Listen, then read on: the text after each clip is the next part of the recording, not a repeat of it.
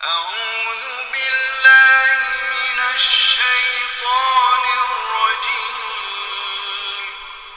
بسم الله الرحمن الرحيم Alhamdulillah wa kafa wa salatu wa salamu ala ibadihi alladhina istafa amma ba'd. A'udhu billahi minash shaitanir rajim. Bismillahir rahmanir rahim. Muhammadur Rasulullah. This is the first segment of the last ayah of Suratul Fath, and this is the second segment of our kalima La ilaha illallah Muhammadur Rasulullah, which means Muhammad sallallahu alaihi wasallam is Allah's messenger. First, we have to understand what is a messenger and what were messengers for. Allah Almighty created man, human beings, with the declared goal in front of the angels, Inni ja'ilun fil ardi khalifa, I'm going to make a vicegerent on earth. The angels objected, rather I should say, they raised their concern that why do we want to create man on earth?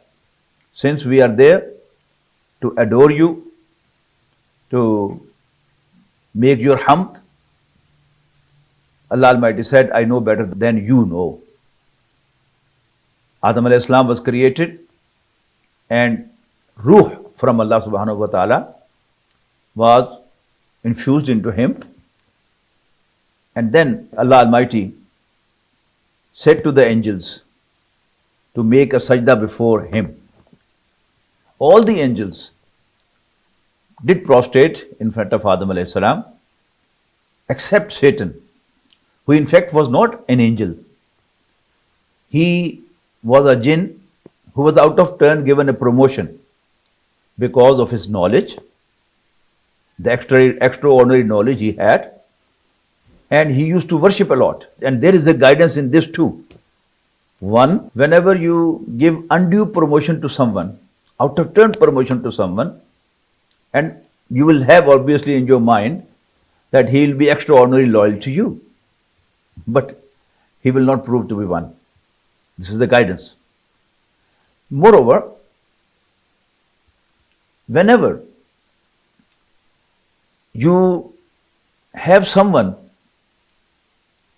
whom you think is capable and you raise him, he will be unloyal to you. Then, for a temporary period, Adam alayhi salam and our mother Hawwa salamun alayha, Adam and Eve, were allowed to stay in the paradise, but as a trial, Satan was given access to them because he requested that give me some respite so that I can prove my point that man is not up to the mark. You have given him an honor to be the Ashraful Makhluqat, the best of your creatures. I'll prove to you that he is not the one. Allah Almighty allowed him, and he said, now I will sit in ambush for Adam, for the sons of Adam, to let them astray. On your straight path I'll be sitting, and I'll make an assault against them from the front, from the rear, from the right, from the left. So that proved that Satan will have an opportunity to make multiple attacks against us, and most probably he will be able to mislead us, to turn us astray, as he was able to influence and convince our father Adam alayhi salam and our mother Hawwa salamun alayha, stay in the paradise was a sort of training. Remember, Allah Almighty, before creation of Adam, told the angels that I am going to make an vicegerent on earth. So man was created for earth, but as a trial. It was a sort of civil service academy. When the civil servants are inducted into the civil service, first they go to the civil service academy for training. What type of training they have there? That what type of issues you are going to confront and how are you going to solve these issues. So Adam alayhi salam and Hawwa salamun alayha were kept in the paradise. Satan was given access to them, and he finally was able to convince them that even if they don't eat of that tree, but there is no harm in having a taste from it. Whereas Allah subhanahu wa ta'ala didn't say that don't eat of it. The instruction given to them was that وَلَا تَقْرَبَا هَذِهِ الشَّجَرَةِ, don't go even close to this tree.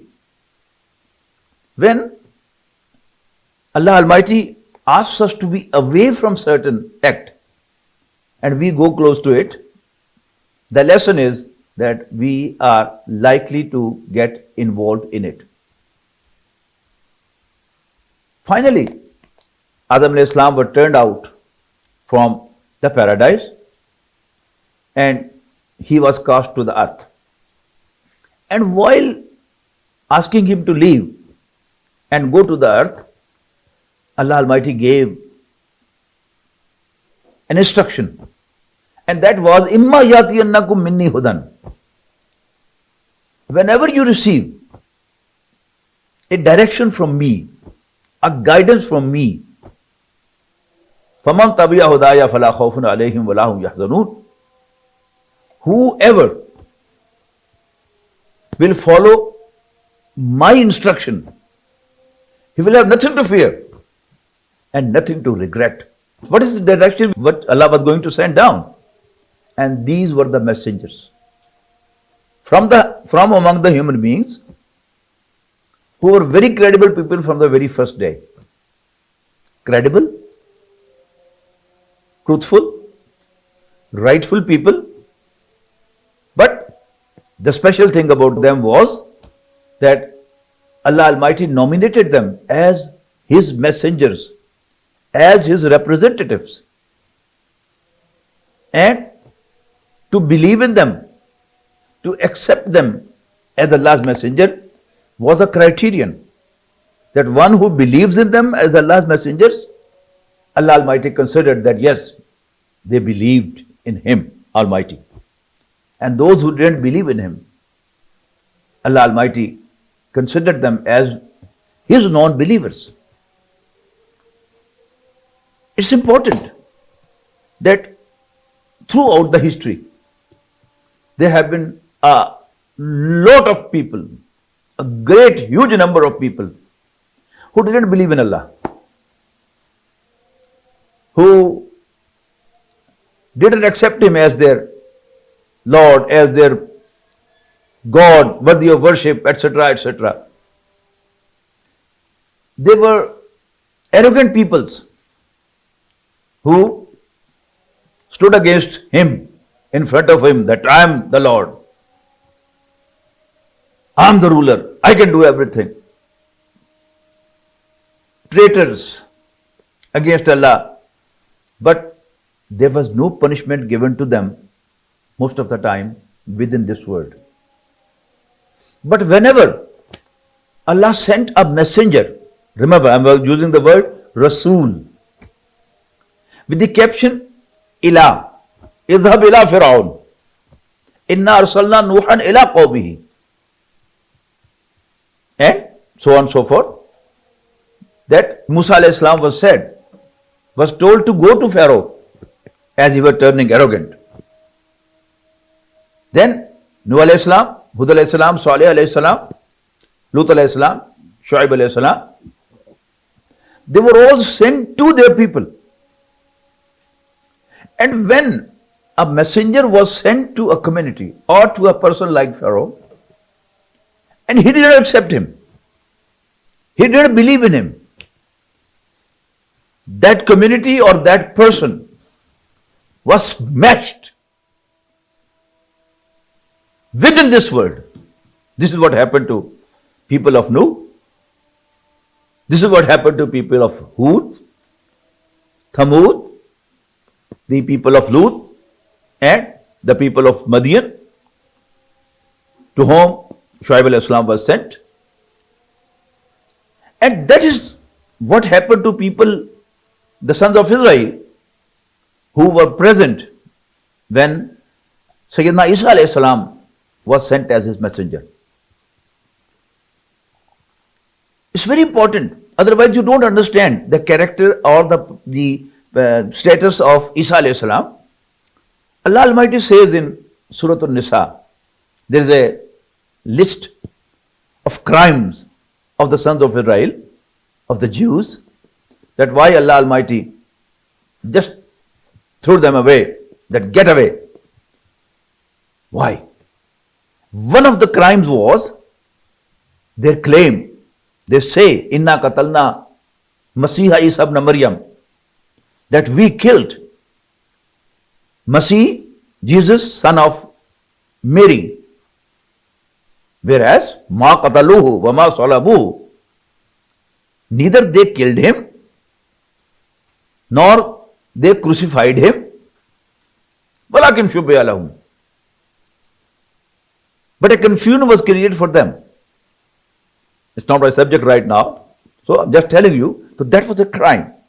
What happened was, in case of Nuh alayhi salam, Hud alayhi salam, Salih alayhi salam, Shuaib alayhi salam, Lut alayhi salam, and Musa alayhi salam, those to whom the messengers were sent, they were killed.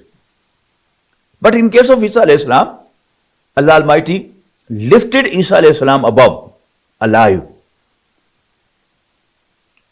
And a judgment was reserved against them.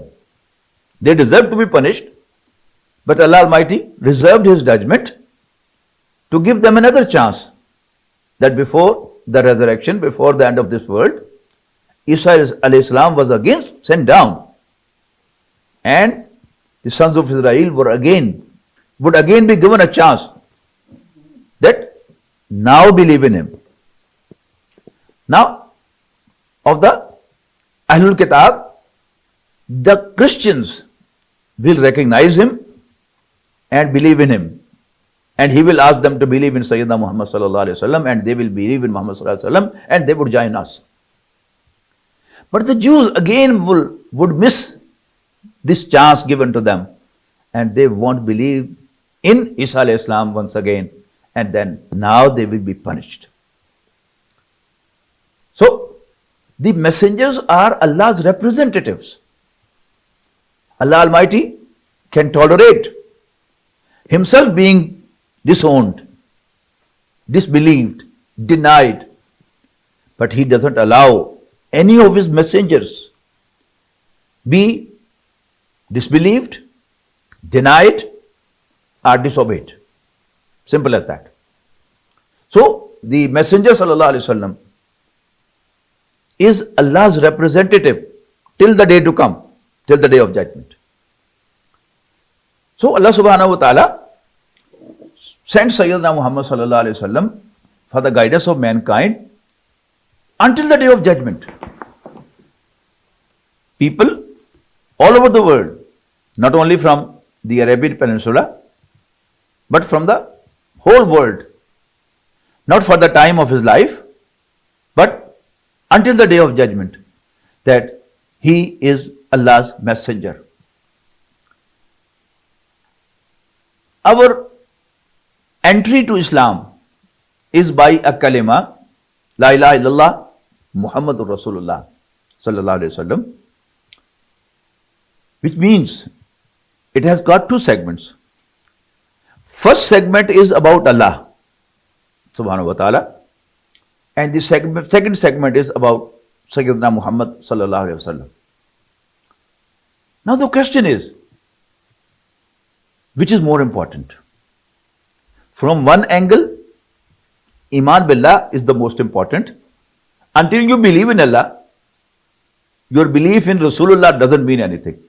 Because Rasulullah means Allah's messenger. But if one doesn't believe in Allah, then Rasulullah or messenger of Allah means nothing. But when you believe in the Prophet Sallallahu Alaihi Wasallam as Allah's messenger, then number one, you believe in Allah automatically. But these are two segments which are important. Now, there are opponents of Rasulullah Sallallahu Alaihi Wasallam from the very first day. And they are planning against Rasulullah Sallallahu Alaihi Wasallam. We the Muslims, we believe in Rasulullah Sallallahu Alaihi Wasallam, but our enemies have given to us a misconception. It has been introduced by the enemies that call we are the believers of Allah. I can very clearly tell you, if I ask you, all of you, that describe Islam in one word, I believe most of you would answer that Islam is Deen of Tawheed. My question is that it's not only the Muslims who believe in Allah, in oneness of Allah, in Tawheed. The Jews of the day, they all believe in Allah in Tawheed, with Tawheed. If you go to Jewish website and just type Jewish doctrines, you'll be amazed to see that the Jews believe in all what we believe. They believe in Allah as we do. They believe in the Day of Judgment. They believe in the paradise. They believe in the hell. They believe in even destiny, taqdeer. They believe in the angels. They believe in the prophets. They believe in the revelations, the books of Allah. But they don't believe in Sayyidina Muhammad Sallallahu Alaihi Wasallam. They believe in Adam. They believe in Nuh. They believe in Hud. They believe in Saleh. They believe in Ibrahim alayhi salam with a lot of respect for him. They believe in Lut alayhi salam, and they believe in Shuaib alayhi salam and Musa alayhi salam, Harun alayhi salam, Sulaiman alayhi salam, Dawud alayhi salam. They all believe in them. But they don't believe in Rasulullah sallallahu alaihi wasallam. So they are not Muslims, are they? To believe, to become a Muslim, the requirement is that one has to believe in Sayyidina Muhammad sallallahu alaihi wasallam as Allah's messenger. In our books on basic ideologies and aqaid, the definition of Iman is Al-Imanu tasdiqum bima ja'a bihin Nabiyyu sallallahu alaihi wasallam. Iman is to testify all what Sayyidina Muhammad sallallahu alaihi wasallam brought with him as Allah's messenger, and to consider his words as last words of guidance is a requirement to become a Muslim. So do we consider Jews as Muslims? We don't. And I'll come to later that what they have done. Similarly, we, for example, I say, take my example, I belong to the Indian subcontinent. My forefathers were Hindus, or Sikhs, you can say, but mainly the original caste is Hindu. Sufia came here from different parts of the world. Their shuyukh asked them to go to India and sit at certain place. Some was asked to sit at Delhi. The other was asked to go to Lahore and sit there. Another was asked to go to Multan and sit there. Another was asked to go to Delhi and sit there. And light, a source of light of Islam. And they were so impressive that they turned our forefathers to Islam, and my forefather and forefathers of most of you, they became Muslims, and we are their offsprings. When our forefathers, in a huge number, became Muslims, Hinduism had a concern. The chiefs, the great big guns of Hindu mythology and Hinduism, they sat together to analyze what's happening. And they had a concern that lest our religion, Hinduism, comes to an end in India. So they tried to sort out that what actually is the problem. So they perhaps realized that since we worship idols, whom we create with our own hands, and this is such a nonsense thing that no sensible man can for long believe in this. So people are getting out of our religion. So they created a version of Hinduism based on Tawheed, and that is Sikh religion. Baba Guru Nanak, the leader of the Sikh religion, was a Muwahid. He believed in Allah as one. And our last topic was our Lord, our Rabb. And let me tell you, the Sikhs, they call Allah as Rabb, not Allah, not God, not Khuda, Rabb. So, Jews are on Tawheed and Sikhs are on Tawheed. So, just because they believe in Tawheed, oneness of Allah, are they Muslims? No, they are not Muslims. To become a Muslim, one has to believe in Muhammad sallallahu alaihi wasallam, express terms, in explicit terms, that Sayyidina Muhammad is Allah's messenger, and all he brought is the final word of guidance. But as I said, I'll tell you later. I was giving a talk in London in some brother's house, and there was a very religious Muslim brother, and he asked me a question after my talk, that why our sheikhs call Jews and Christians as non-Muslims, whereas Allah has a special title for them, that they are Ahlul Kitab. My Lord was very kind to me, that my mind turned to Surah Al-Bayyinah, in which Allah Almighty clearly says, إِنَّ الَّذِينَ كَفَرُوا مِنْ أَهْلِ الْكِتَابِ وَالْمُشْرِكِينَ. Indeed, the kuffar, may they be from the Ahlul Kitab, or may they be from the pagans, from the mushrikeen. So I said, no, it's not the sheikhs who are calling the Christians and Jews as non-believers. Allah Almighty Himself is calling them non-believers. So this is a very subtle way to try to get into us without believing in Rasulullah sallallahu alaihi wasallam. But if we have a very clear idea of who a Muslim is, the Muslim is one who believes in Sayyidina Muhammad sallallahu alaihi wasallam, and anyone other than that, whoever he may be, he is not a Muslim. And this expression goes on in different ways. For example,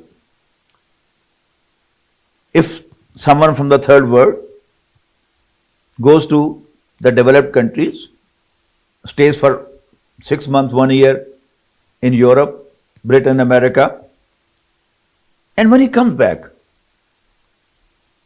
he gives his impression that I believe that Muslims are here, but Islam is in Europe. Muslims are here, but Islam is in America.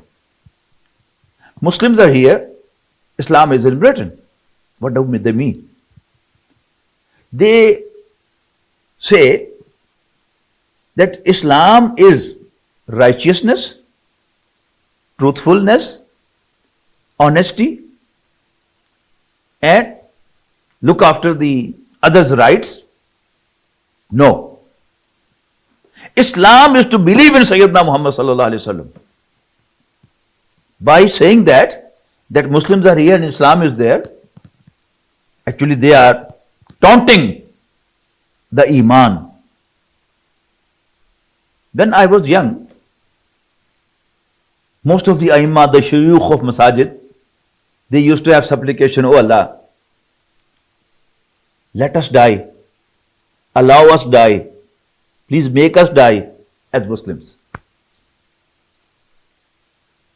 Please make us die on kalima, La ilaha illallah Muhammadur Rasulullah sallallahu alaihi wasallam."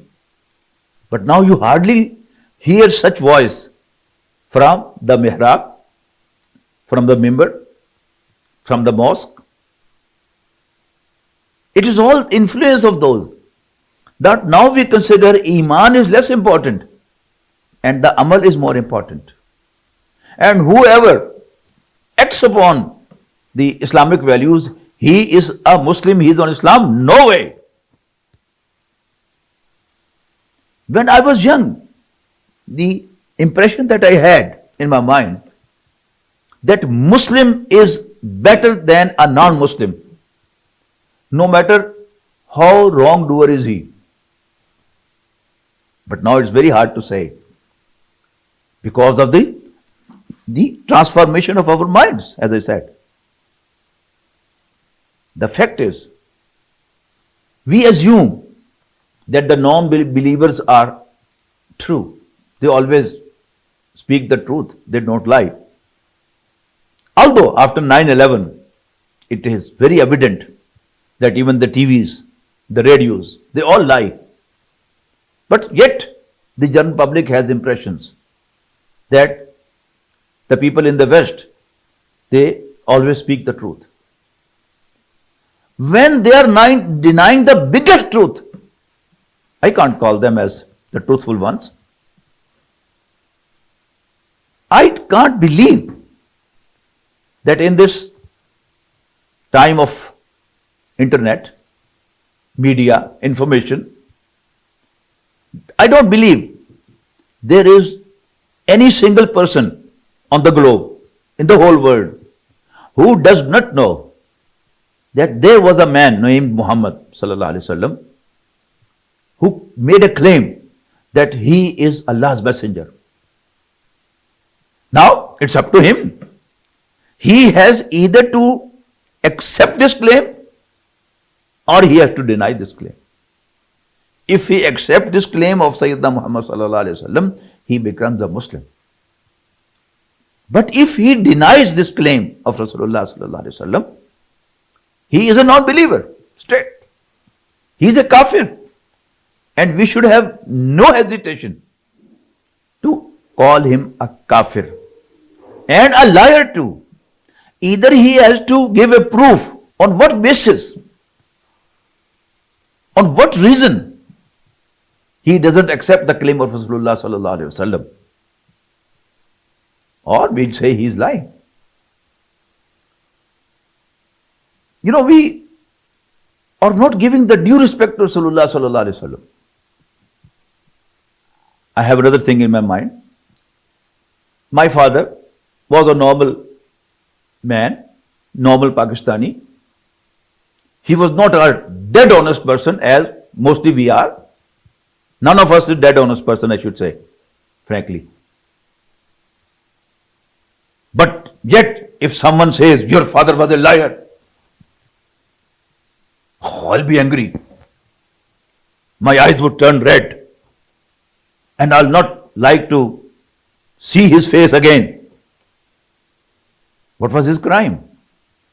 That he said that my father was a liar. But one who calls my Prophet Sayyidina Muhammad sallallahu alaihi wasallam as liars, as I said, whoever doesn't accept his claim as Prophet, he is lying. So he is lying the biggest truth of the universe, that Sayyidina Muhammad sallallahu alaihi wasallam is Allah's messenger. He is the biggest liar. So It is the kindness of Rasulullah Sallallahu Alaihi Wasallam that he has allowed us to deal with them, to deal with the non-Muslims. But in fact, if he didn't allow us to deal with them, we were not allowed to deal with them. But he has allowed us to deal with them. We can employ them. They can employ us. We can work for them. But we are not supposed to have our heart with them. We should not love them from the core of our heart. We can deal with them. We can work with them. But we should not love. Because if we love them, actually we will be disowning Rasulullah Sallallahu Alaihi Wasallam. If we own Sayyidina Muhammad Sallallahu Alaihi Wasallam, then anyone who calls him a liar, we shouldn't own him. We shouldn't like him. So, the two segments of kalima, one being La ilaha illallah, the other being Muhammadur Rasulullah Sallallahu Alaihi Wasallam. In the first place, why to summarize it? Is it necessary that we have to summarize our kalima? It's not necessary. If at all we have to, then the summary of La ilaha illallah Muhammadur Rasulullah Sallallahu Alaihi Wasallam is Muhammadur Rasulullah, not La ilaha illallah. Because anyone who believes in Allah as one, he doesn't become a Muslim. He doesn't become a member of our community, Muslim community.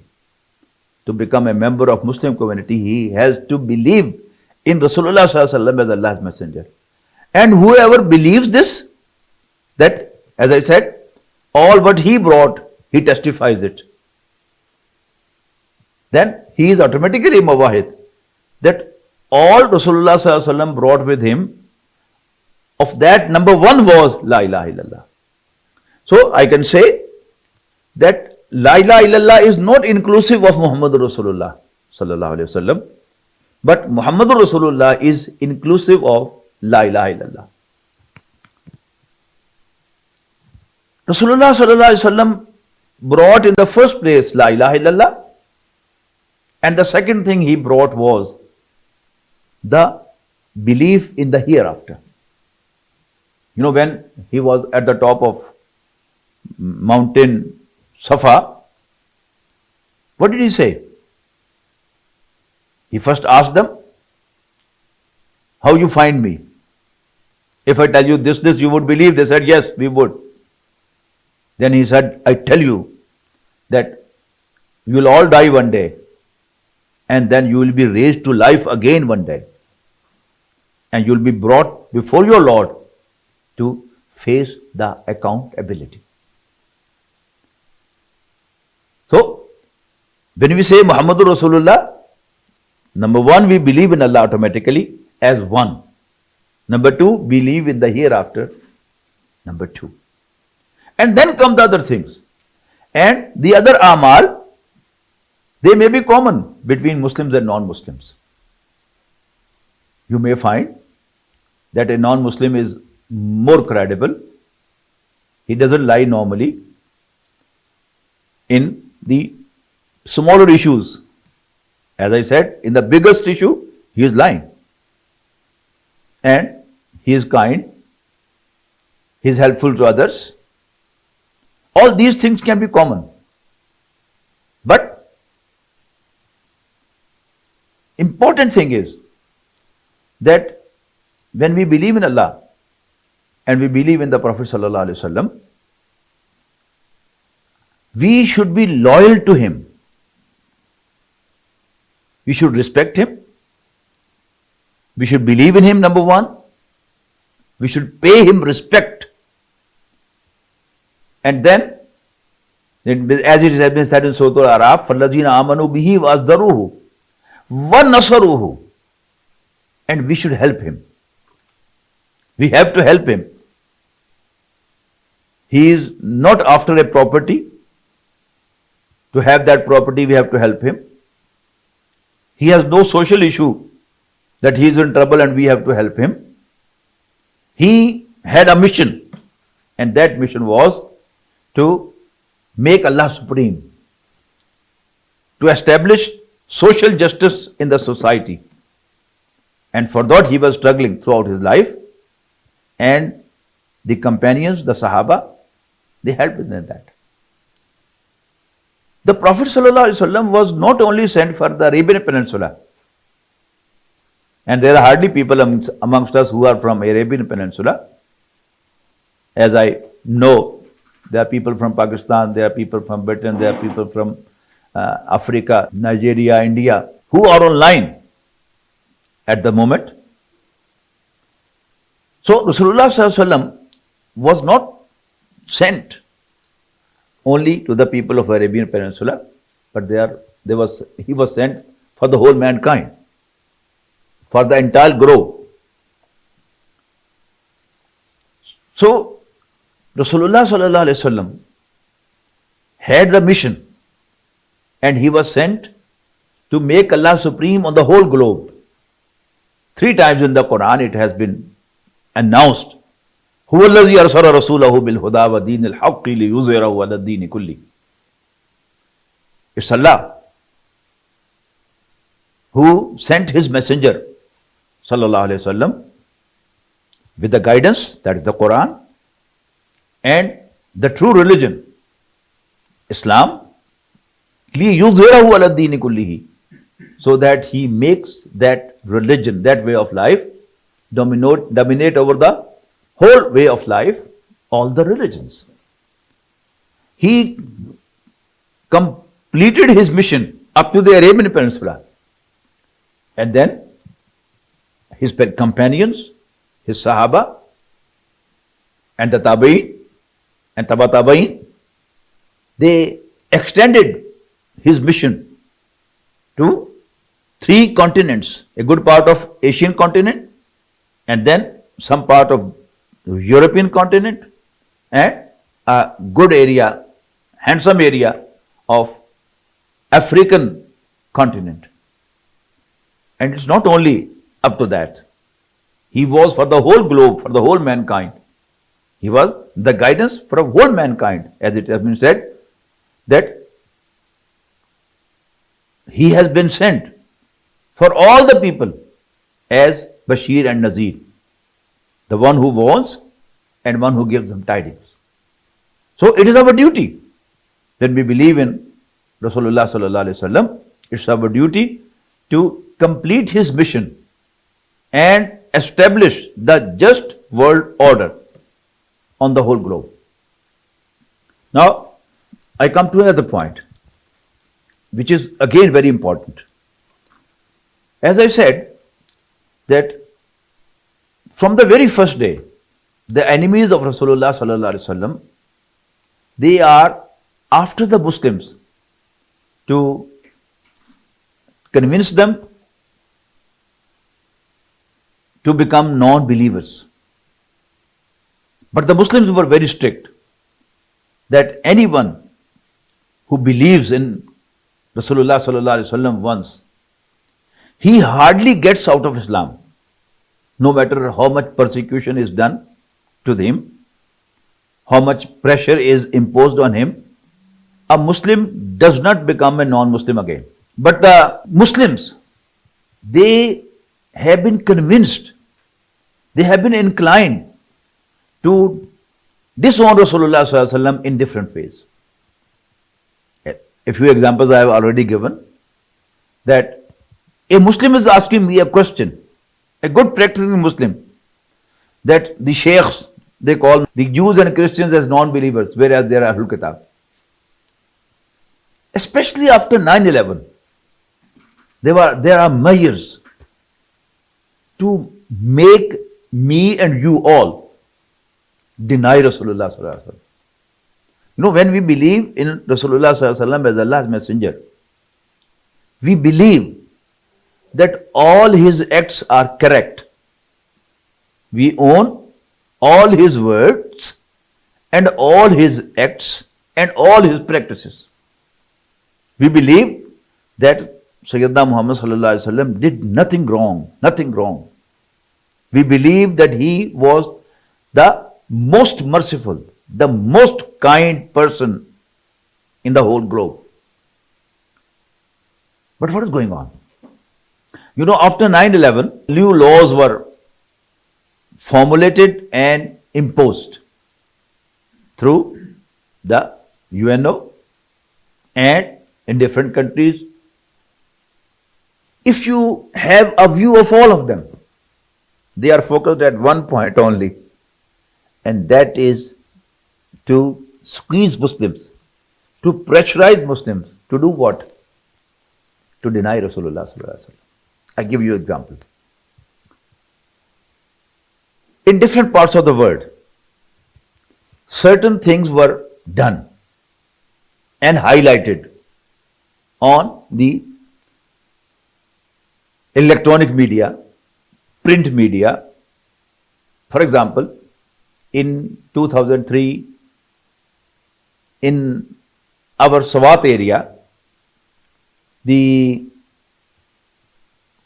trunks were cut of human beings. Many incidents. People were slain.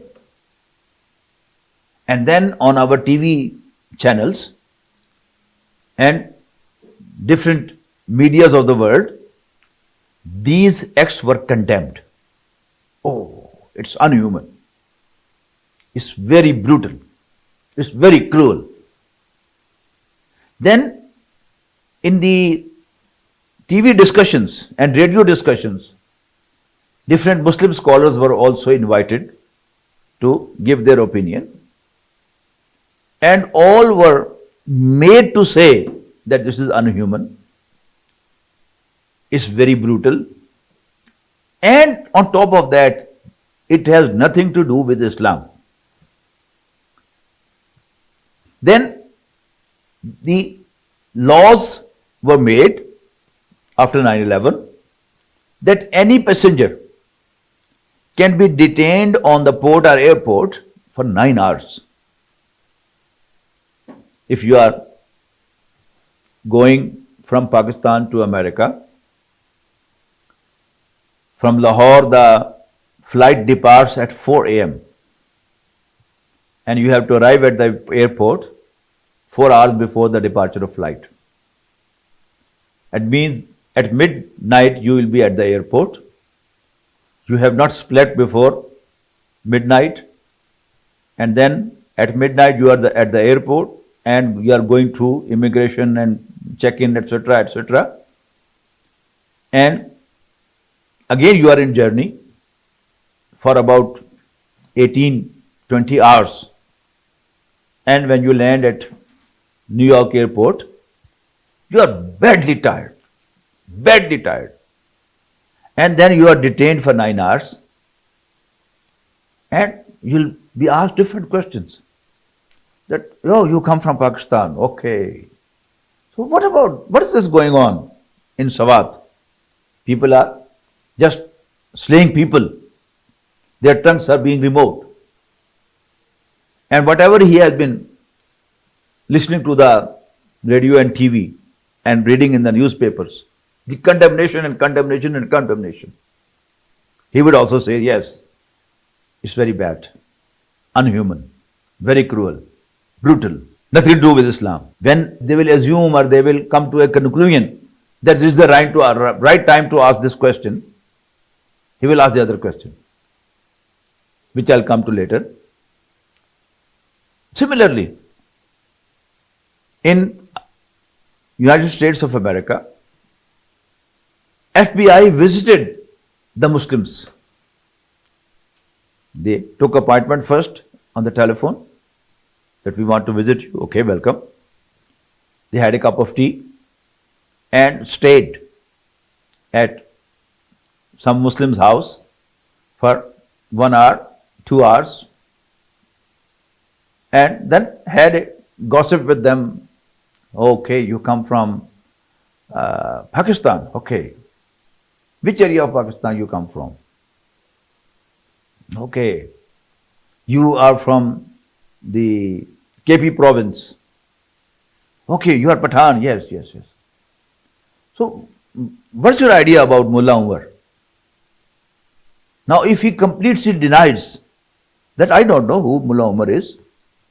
It will be a bad gesture, an unhealthy way of talking, that you know Mullah Umar very well and you have good sympathies for him, yet you deny, nothing will happen. Your iman will be safe. Oh, you come from Pakistan. What's your opinion about Dr. Israr? And if our Muslim brother denies Dr. Israr Ahmad, I don't know him, I haven't heard of him, nothing will happen to his Islam, because no one believed in Mullah Umar as prophet, no one believed in Dr. Israr Ahmad as Allah's messenger. Similarly, someone coming from Egypt. Oh, what do you think about Hassan al-Banna? Oh, and he says, he was an extremist. Oh, yes, okay.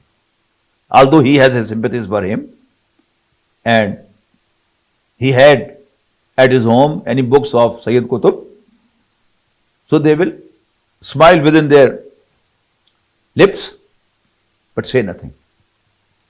They came 1-2 times and they just left. Then there was a law that anyone can be detained for 11 hours for interrogation. And what that interrogation is? Again, the same interrogations. Once they left, after some questions, when they would say that the right time is there, they would come again. And again, in different areas, there will be some incidents which they can discuss with our Muslim community, with our Muslim brothers and sisters. Now this time, they would again discuss about the similar acts going on, which were going on in Sawat. But this time they would say, okay, you say that it has nothing to do with Islam, it is brutal and it's unfair and it is very cruel act. What about what Muhammad did with Banu Qurayza? No, since because we people, we love Rasulullah Sallallahu Alaihi Wasallam, but we haven't read in our life even a single book on Seerah of Rasulullah Sallallahu Alaihi Wasallam. So we don't know what he did. The only Seerah that we have studied is that he was born in Makkah. When he was 25, he got married to Sayyidah Khadija radiallahu ta'ala anha. When he was 40, revelation started. And after 13 years, he returned from Makkah. And then first battle was the battle of Badr, second was the battle of Uhud. And then there was battle of Trench, Ghazwatul Ahzab. And then in the 8th year, it was the victory of Makkah. We don't know the details.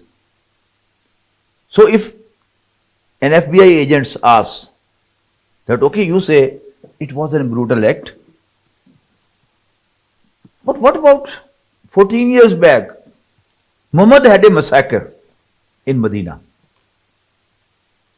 I don't want to go to the details, that was a decision made by Sa'd ibn Mu'adh radiallahu anhu on the choice of the Jews. When the Banu Aus, the tribe Aus, they came to ask a favor of Rasulullah Sallallahu Alaihi Wasallam in favor of the Banu Qurayza, the Jews. Rasulullah Sallallahu Alaihi Wasallam asked the Jews, should I pass your case on to the Banu Aus, the tribe Aus? They said, yes, we accept it. Then the leader of the Aus, Sa'd ibn Mu'adh radiallahu ta'ala anhu, made that decision that since they had a treaty with the Prophet of Allah and then they have breached it, their punishment is that all who can fight, they should be killed, they should be slain. And the others should also be treated very badly. So the execution was done by Rasulullah Sallallahu Alaihi Wasallam. Now what should a Muslim do at that time? I suggest that if we are one way or the other, converge to a dead end, what should we do? We should act on the practice of Sayyidina Abu Bakr radiallahu ta'ala. When Rasulullah sallallahu alaihi wasallam had Miraj, and after one we are going to have the date of 27th of Rajab, when Rasulullah sallallahu alaihi wasallam was taken to the heavens, Miraj, the ascension of Rasulullah sallallahu alaihi wasallam. When next morning he announced in the Haram that during the night I was taken to Palestine first and then to the heavens. People laughed at him that, oh, we already said that he has lost his senses. Look, he is. Amr bin Hisham, Abu Jahl, went to Abu Bakr radiallahu ta'ala anhu. Abu Bakr, tell me, if someone claims that during the night he went to Palestine first and then to the heavens, following that, would you believe? He said, no, how can I believe? Because it's impossible that during the night someone goes to Palestine and goes to the 7 heavens. Abu Jahl was very happy. Oh, he got the achievement. He said, but your friend is saying. Sayyidina Abu Bakr asked only one question. Did Muhammad say that? Sallallahu Alaihi Wasallam. Abu Jahl said, yes, he did. He said that. He said, then I have no doubt at all, as I believe that Muhammad Sallallahu Alaihi Wasallam is Allah's messenger. So if we are one way or the other forced to give an opinion on this, we should immediately make a U-turn like Sayyidina Abu Bakr radiallahu ta'ala anhu. Though 1 minute before I said it's brutal act, it's a cruel act, it's unhuman, it has nothing to do with Islam. Make a U-turn and announce in the clear word that I stand by him, I believe in Muhammad sallallahu alaihi wasallam as Allah's messenger. I own all his acts. I own all his words. I stand by him. You may treat me the way you like. You want to kill me? Kill me. You want to throw me to Guantanamo Bay prison? Do it. You want to skin me alive? Do it. You want to burn me? Burn me. But I cannot leave Muhammad sallallahu alaihi wasallam alone. I stand by him. I own him. I own his words. And to me, he was right what he did. Then you should study Seerah and try to find out what are the reasons. The writers of the Seerah books have explained all the things that, number one, as I said, it was not the decision of Rasulullah sallallahu alaihi wasallam, because the first 2 tribes, Banu Qaynuqa and Banu Nazir, they were allowed to leave Medina by Rasulullah sallallahu alaihi wasallam. But this was the decision made by Sa'd ibn Mu'adh radiyallahu anhu, and it was only Muhammad sallallahu alaihi wasallam to execute it. So and remember, if we one way or the other, by gesture, by word, we condemn Rasulullah sallallahu alaihi wasallam's act, we would no more be Muslims. Muslims in general, in the whole world, Muslims are from the third world. They are backward. They are poor countries. And we are poor people. But the only asset we have is we are Muslims. We are great as Muslims.